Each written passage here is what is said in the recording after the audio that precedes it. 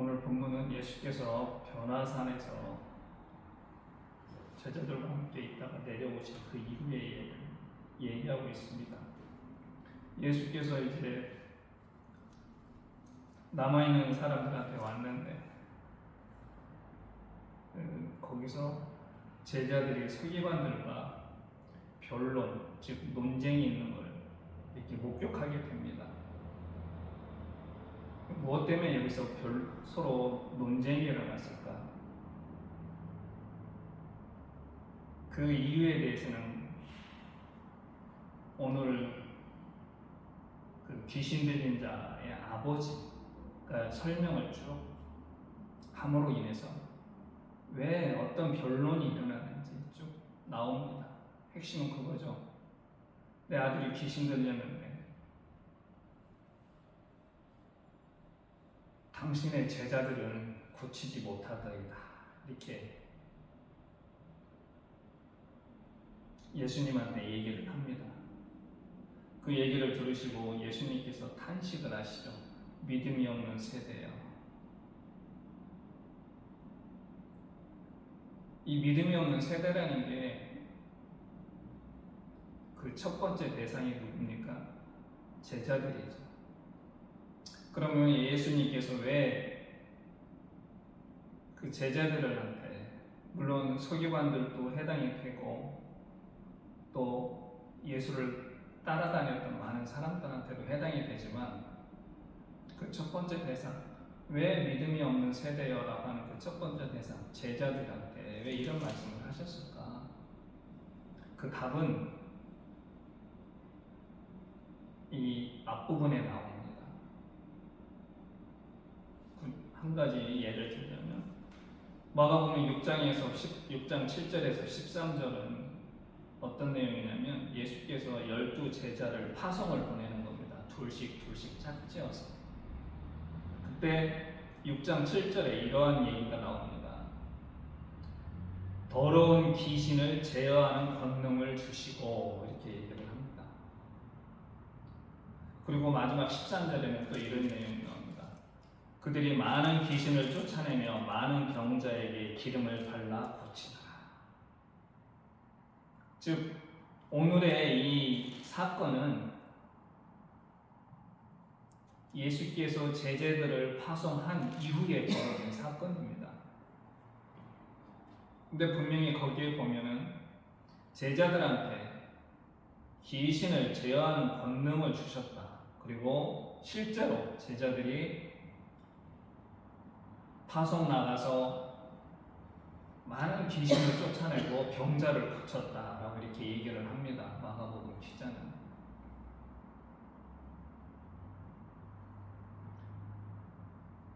이러한 것들을 종합해서 예수께서는 그 제자들의 믿음 없는 세대들, 믿음 없음을 굉장히 안타깝게 여기십니다. 분명히 경험을 했음에도 불구하고, 그리고 예수께서 이 12 제자를 선택하신 것이 바로 선택할 때 귀신을 쫓아내는 권능을 주셨다고 분명히 말씀을 하고 있거든요. 마가복음 3장에. 그럼에도 불구하고 이 제자들은 자신들이 그러한 경험을 체험을 했음에도 불구하고 예수가 안 계시니까 막상 또 도로함에 타버리는 겁니다.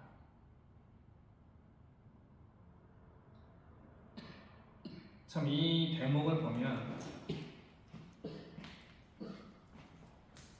믿음을 갖고 살아간다는 게 얼마나 힘들고 어려운 일인지를 알게 됩니다.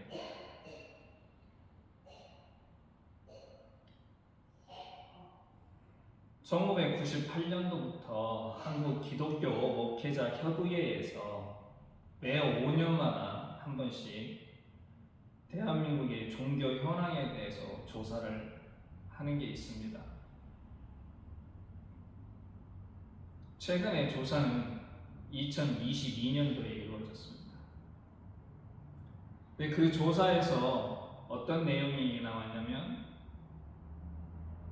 종교 없는 사람과 종교를 가지고 있는 사람의 비율이 나타났는데, 종교 없는 사람, 현재 대한민국에 살면서 종교를 가지고 있지 않는 사람이 63%고 종교를 가지고 있는 사람이 37%로 나왔습니다.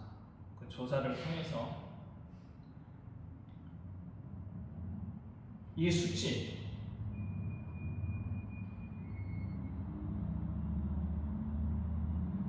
종교를 가지고 있는 사람의 수치가 30%대로 떨어진 것은 1998년도 처음 조사를 실시한 이후에 최초였습니다.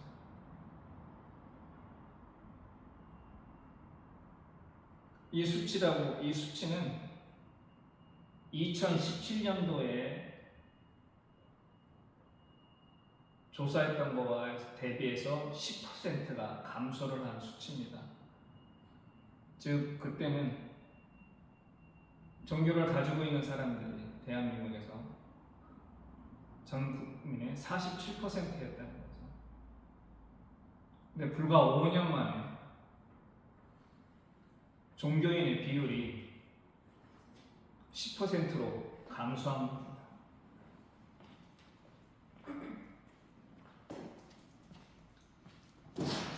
그래서 왜 종교를 가지고 있지 않느냐, 그 이유를 물어봤더니 그 첫 번째가 무관심.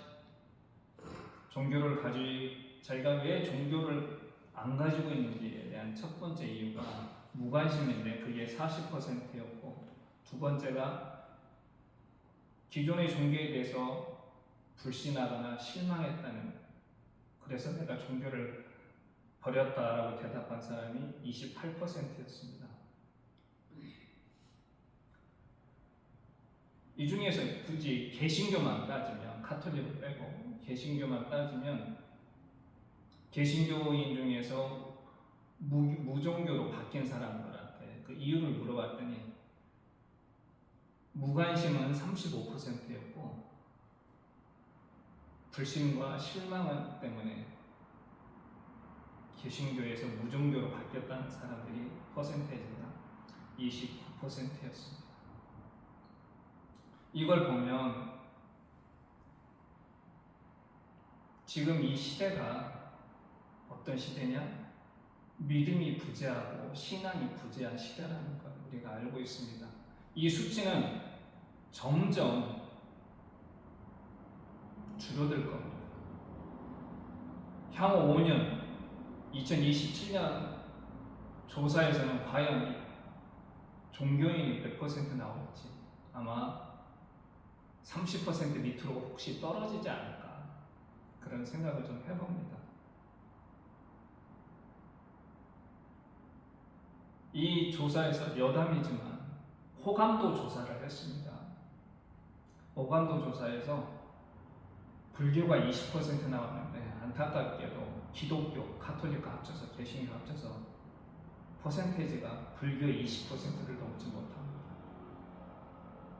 가톨릭은 13%, 개신교는 6%였어요. 채 10%가 안 되는 거죠.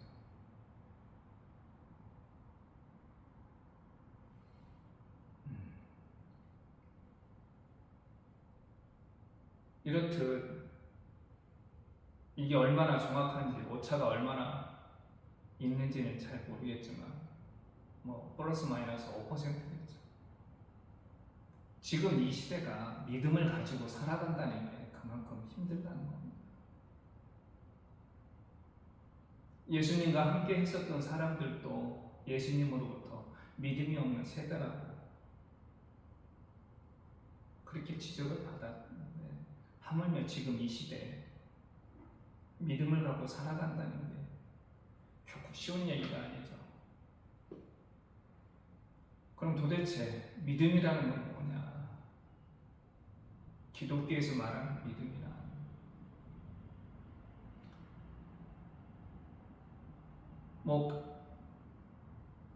기독교, 특히 크리스찬들은 가짜가 믿음에 대한 어떤 생각들을 가지고 있겠지만 성경에는 뭐라고 나와 있냐면 히브리서 11장 1절에 믿음은 바라는 것들의 실상이요 보이지 않는 것들의 증거다 이렇게 얘기합니다.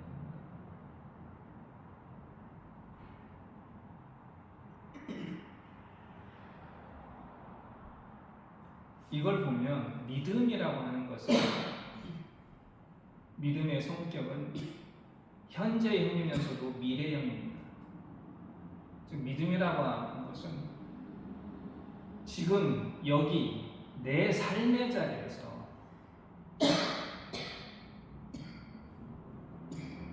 내가 안고 가는 과거나 미래가 아닌 지금 내가 서 있는 이 삶의 자리에서 나와 그리고 여러분들이 가지고 있는 겁니다. 그리고 믿음은 바라는 것들의 실상, 즉 미래에 일어날 것들에 대한 기대, 소망이기 때문에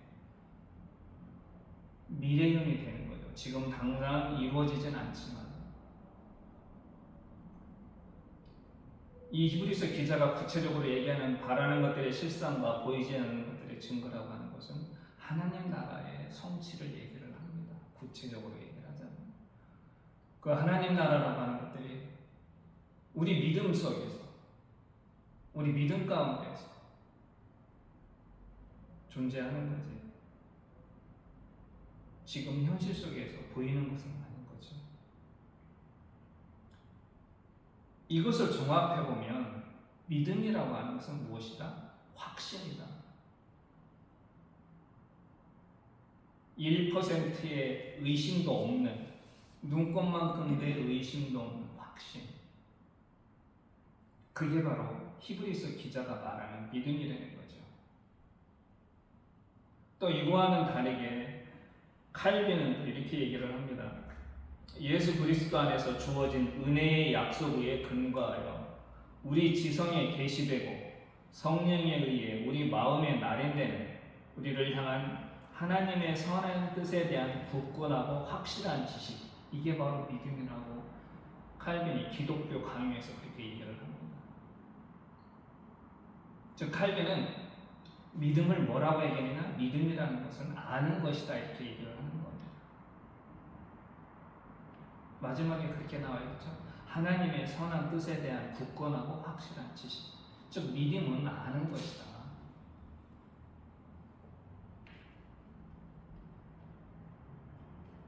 내가 믿는 하나님과 그분이 원하시고 바라시는 게 무엇인지 그걸 아는 것이 곧 믿음이라는 거죠. 그러면 이 믿음은 어떻게 만들어지느냐?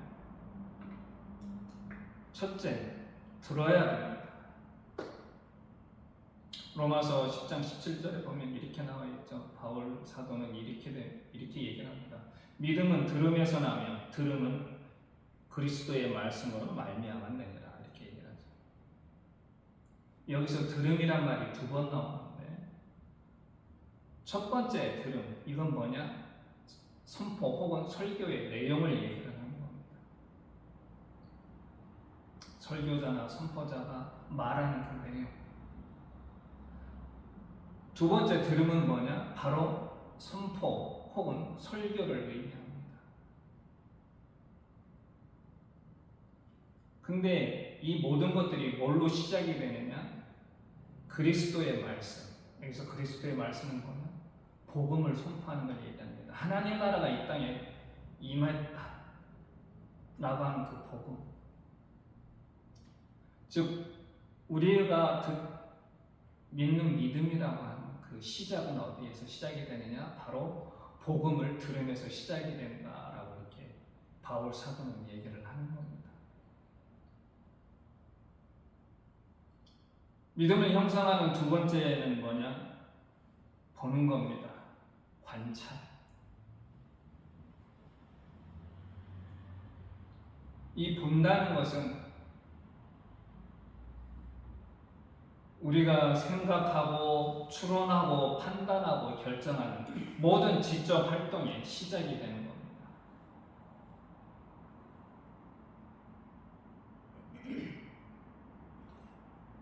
우리는 보는 걸 통해서 경험하고, 우리가 보는 걸 통해서 우리 주위의 사람들과 세계를 알아가는 것. 그러므로써 뭐가 형성이 된다? 믿음이 형성되는 거죠. 마찬가지로 기독교인도 봄으로써 뭐를 하나님의 말씀을 잘 봄으로써 아주 세세히 관찰함으로써 믿음이 형성되는 겁니다.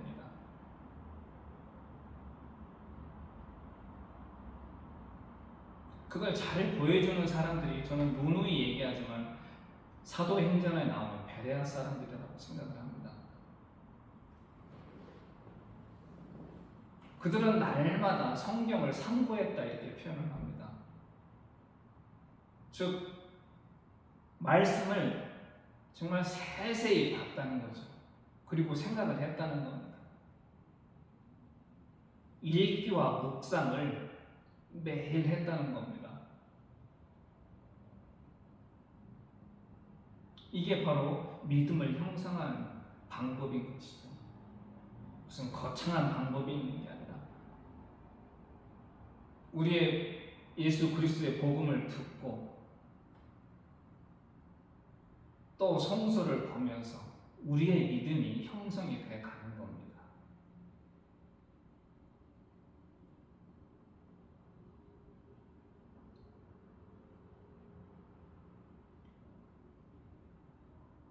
너무나 세상의 많은 일들로 인해서 이러한 기본적인 것들을 우리는 실은 많이 놓치는 경우가 있습니다.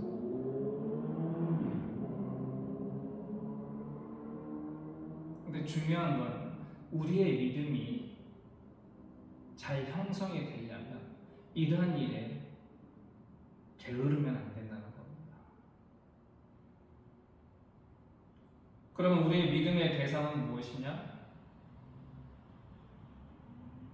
예수 그리스도의 복음을 믿고 또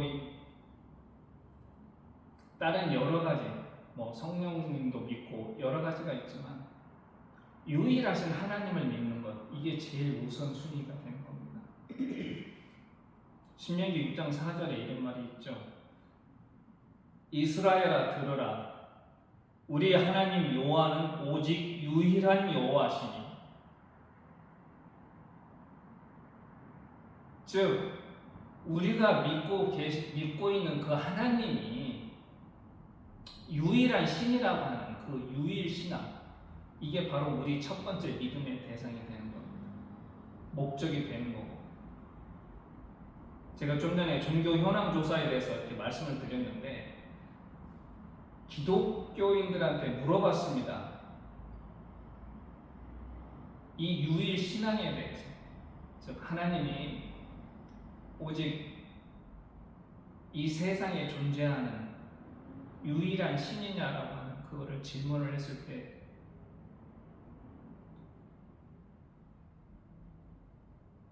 딱 65%만 믿는다고 대답을 했답니다. 70%안 넘었어요. 못 넘었죠. 65%만. 하나님이 유일하시다는 것을 믿었다는 겁니다. 믿는다는 겁니다. 현재 우리 기독교인들이. 신명기에서 제일 먼저 한 얘기가 뭡니까? 모세가 이스라엘 사람들한테 모압에서 하나님은 유일하신 분이다라고, 유일한 하나님이라고 얘기했던 건데, 그 유일하신 하나님을 믿는 게 바로 우리의 첫 번째 목적인데, 정작 우리 기독교인들도 그 하나님의 유일성에 대해서 겨우 65%만이 믿는다라고 얘기를 했다는 겁니다. 어떻게 보면 굉장히 심각한 문제죠. 우리의 신앙의 근간이 흔들리는 얘기고, 예수 그리스도를 믿고 예수 그리스도의 구원을 믿고 예수 그리스도의 복음을 믿는다 라고 할지라도 가장 기본 중에 기본은 하나님이 유일하신 하나님이라는 걸 믿는 건데, 그걸 안 믿는 사람이 기독교인 중에 3분의 1 정도는 그걸 안 믿는다는 겁니다.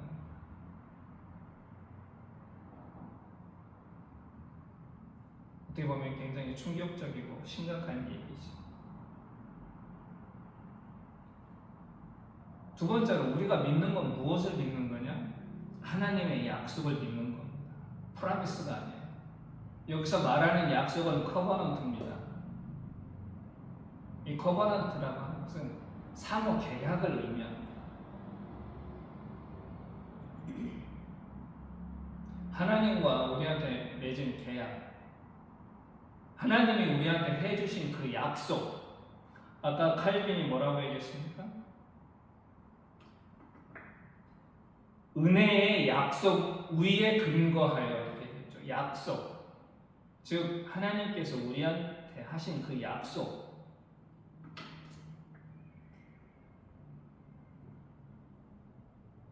그 약속을 믿는 겁니다.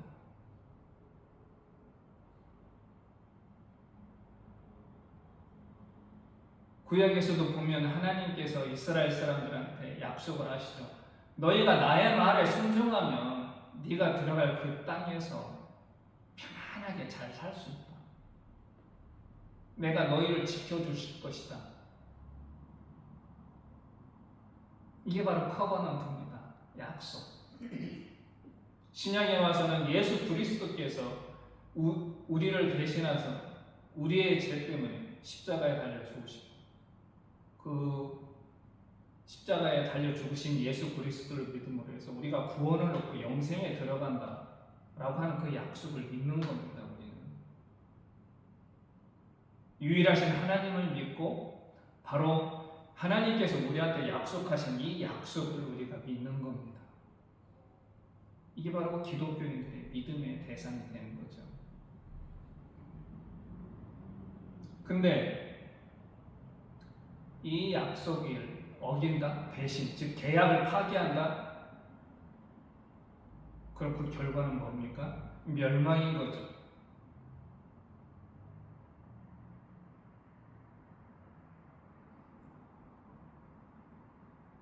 이 계약을 파기했기 때문에 이스라엘은 아시리아한테 멸망했고 유다는 바빌로니아 제국한테 멸망했습니다. 성경에서는 예수 그리스도를 믿지 않으면 심판을 받는데 그 결과가 뭡니까? 영원한 형벌에 처해지는 겁니다. 즉 우리가 계약을 파기를 하게 되면 멸망하게 된다는 얘기죠. 쉽게 얘기하면.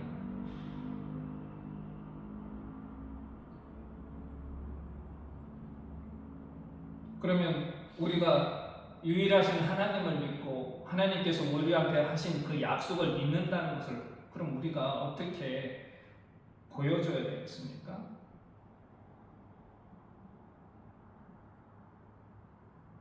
그건 바로 우리의 행동으로 보여주는 겁니다. 야고보서 2장 17절에 유명한 말이 있죠. 행함이 없는 믿음은 그 자체가 죽은 것이라 이렇게 얘기했습니다. 행함이 없는 믿음.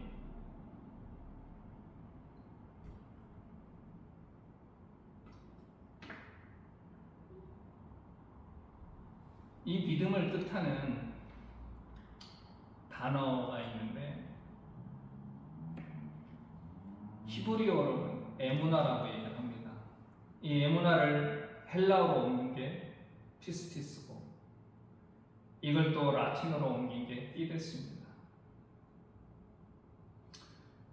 히브리어 에무나가 의미하는 말은 뭐냐? 신실함, 충성, 한결같은. 피스티스도 비슷합니다. 신실, 헌신, 충성. 라틴어 피데스도 신뢰, 보호, 의존 이런 의미를 담고 있습니다.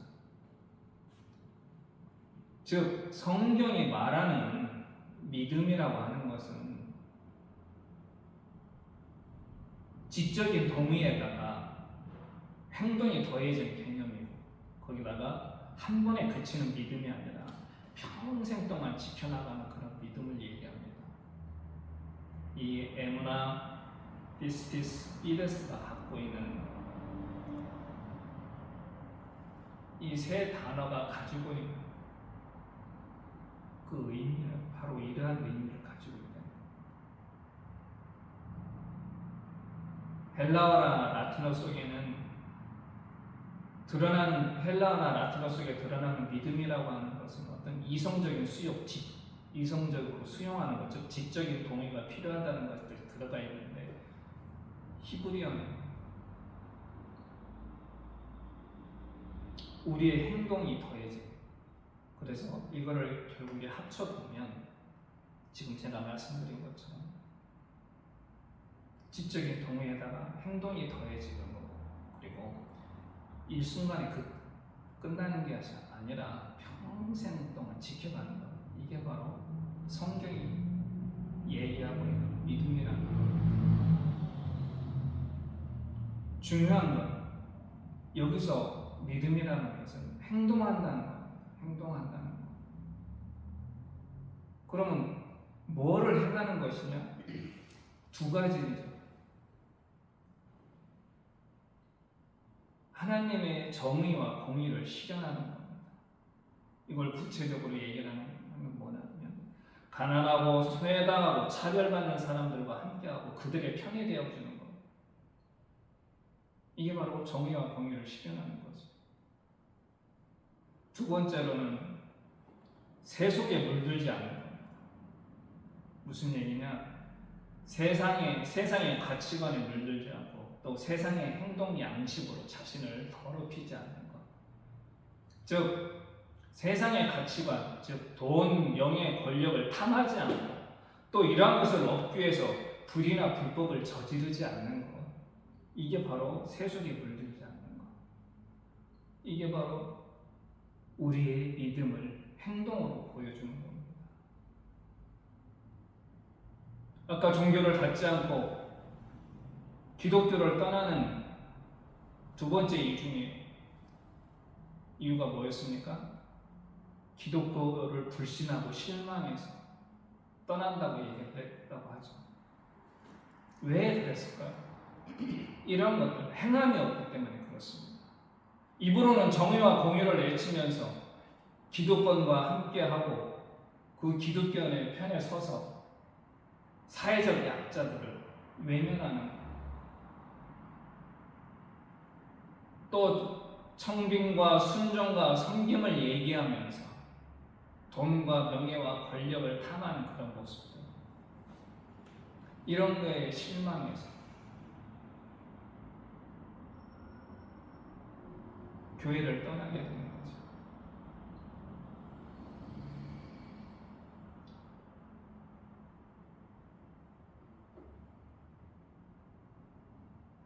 히브리어 에무나라고 하는 것은 히브리어 성경, 즉 구약 성경에는 49번이 나오는데 한글로 된 구약 성경에는 이 에무나를 믿음으로 해석한 건 딱 한 번밖에 없습니다. 그게 어디냐? 하박국 2장 4절에 보면 의인은 그의 믿음으로 말미암아 살리라 할 때, 이때 에무나를 믿음으로 해석을 합니다.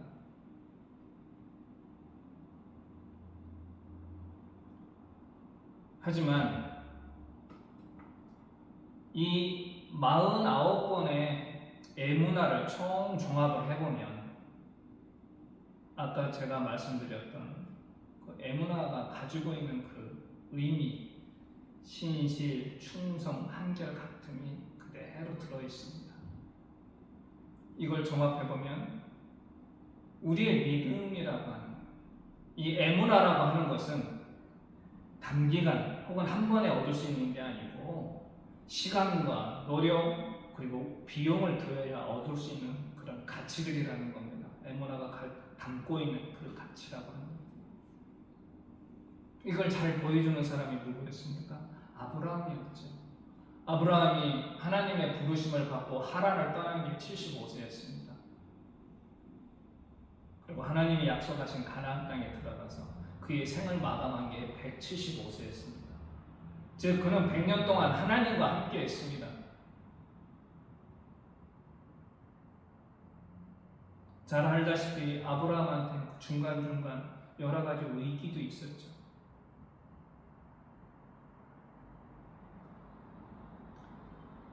이런 아브라함의 삶을 이루어 짐작하 보건대 하나님에 대한 믿음을 지킨다는 것은 평생을 여정 삼아서 이루어지는 일이다라고 우리가 생각할 수 있는 겁니다.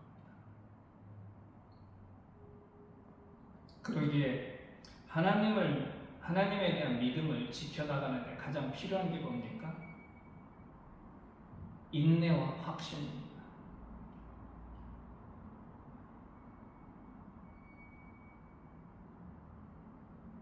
왜냐? 히브리서 11장 1절에 말하는 것처럼 보이지 않고 지금 눈앞에 보이지 않고 실현되지 않는 것을 기다리려면 가장 필요한 것은 뭡니까? 인내와 확신이죠. 아브라함도 그런 인내와 확신 속에서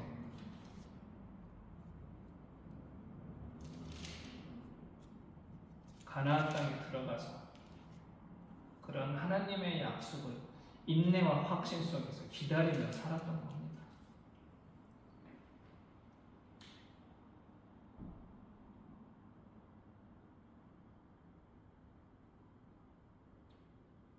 우리가 인내와 확신 속에서 기다리기 위해서 그래서 필요한 게 뭡니까? 기도하는 겁니다.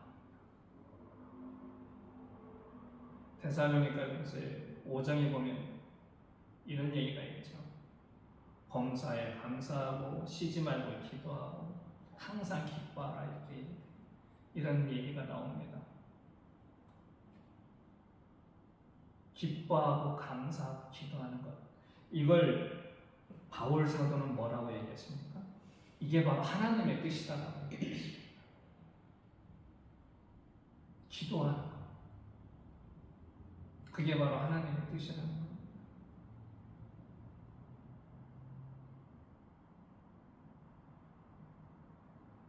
심지어 사무엘 선지자는 기도를 그치는 것 죄라고 표현을 했습니다. 우리의 신앙 생활 속에서 기도는 그만큼 중요한 겁니다. 말씀을 묵상하는 것과 함께 매일매일 말씀을 묵상하고 매일매일 기도하는 것.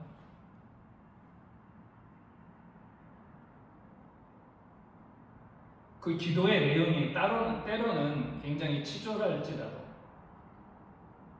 기도를 한다는 건 뭡니까? 내가 하나님을 믿는다는 걸 보여주는 구체적인 행위 중에 하나인 겁니다.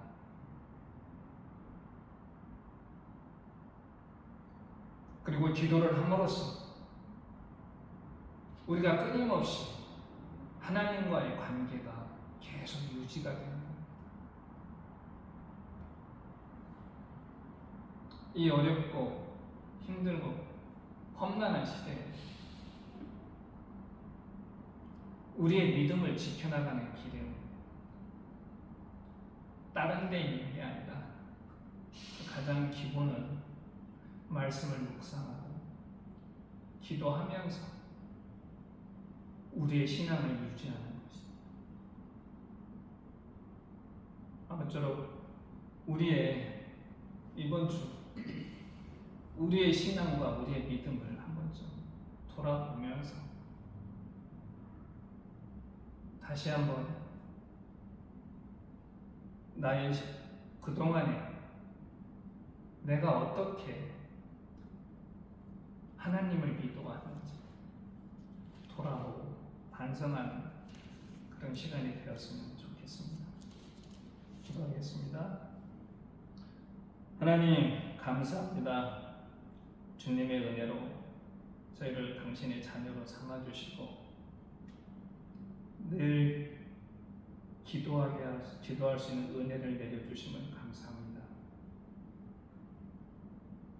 이 어둡고 혼탁한 세상 속에서 주님에 대한 저희의 믿음이 결코 사라지지 않도록 성령께서 늘 저희를 붙잡아 주시고 주님의 길로 인도하여 주시옵소서. 저희들의 삶을 통해서 주님이 이 땅의 주인이시여 역사의 섭리자님을 세상에 알게 하소서. 예수님의 이름으로 기도드립니다. 아멘.